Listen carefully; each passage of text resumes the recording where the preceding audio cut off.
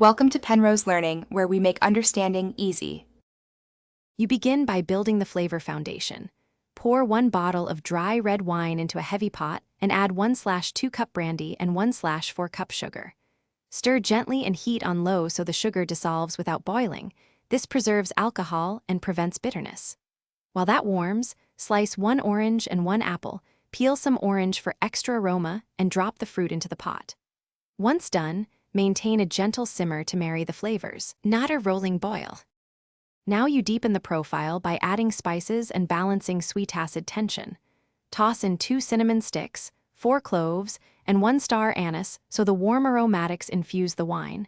Add half a sliced lemon for brightness.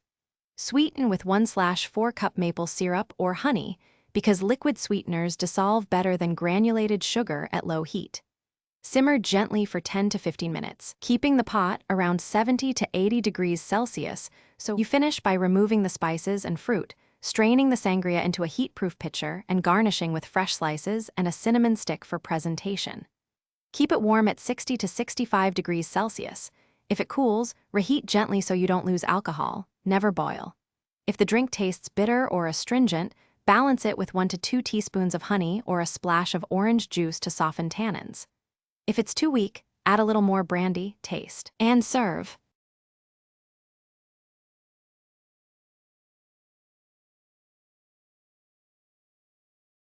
Thanks for watching. If this was helpful, leave a like and consider subscribing. See you next time.